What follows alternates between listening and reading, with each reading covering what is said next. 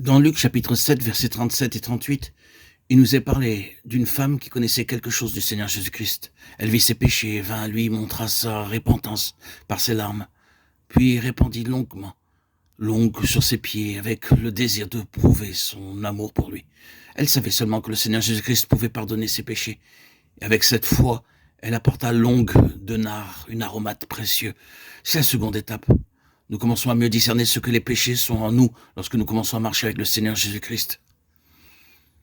Plus nous vivons près de lui, plus nous réalisons combien corrompus et pécheurs nous sommes et combien miséricordieux est le Seigneur. Au tout début, nous aimons le Seigneur Jésus-Christ et nous avons juste commencé à l'adorer. Ensuite, le désir de changer se fait en nous. Nous voyons notre état corrompu, les pécheurs que nous sommes et combien miséricordieux le Seigneur. C'est pourquoi nous devons remercier et louer Dieu pour le don du Seigneur Jésus. Partout où nous allons, nous ne pouvons pas nous empêcher de témoigner. J'étais pécheur et le Seigneur Jésus-Christ m'a pardonné. J'étais dans les ténèbres et le Seigneur m'a conduit dans la lumière. Je n'avais pas de joie et mon Seigneur m'a donné la joie. Je n'avais pas la paix et le Seigneur m'a donné la paix. Jean chapitre 12 relate l'histoire d'une femme très reconnaissante parce que le Seigneur Jésus-Christ avait ressuscité son frère de la mort. Dans sa gratitude, elle apporta aussi du nard, saisissant maintenant quelque chose de la puissance de Christ dans la vie des autres. Ainsi, troisièmement, lorsque nous voyons qu'à travers notre témoignage, nos frères se convertissent, nos sœurs, nos voisins entrent dans une nouvelle vie, alors nous désirons remercier le Seigneur. Seigneur, tu ne m'as pas sauvé seul, mais tu as aussi sauvé mon frère, ma sœur, ma mère, mon père ou mon voisin.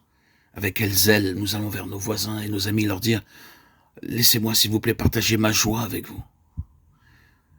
Quatrièmement, dans Matthieu chapitre 26, versets 7 à 12, 2 jours avant la fête de la Pâque, une femme apporta un parfum de très grand prix et le répandit sur la tête du Seigneur. Elle le fit pour sa sépulture, parce qu'elle savait par la foi qu'il allait mourir et être enseveli pour tous les pécheurs. La femme, dans Luc chapitre 7, ne pouvait voir que ce que le Seigneur avait fait pour elle, personnellement.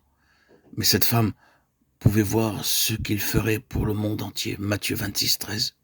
Nous aussi, nous voulons remercier notre Seigneur, parce qu'il mourut pour tous les pécheurs du monde de tous les temps, et désirons connaître comment notre Seigneur sauve des pécheurs d'autres parties du monde. Avant d'être convertis, nous ne nous étions jamais souciés de ce que faisait notre Seigneur dans d'autres pays. Maintenant, nous voulons savoir comment il sauve les pécheurs du Japon, en Chine, en Orient, en Extrême-Orient, en Russie, en Asie, en Amérique, en Afrique, en Australie, en Europe et partout dans le monde. Et cela procure en nos cœurs un accroissement de notre joie. Oh, mon Seigneur, tu travailles partout. Et c'est pourquoi je veux te louer, t'adorer, chanter ton très saint nom.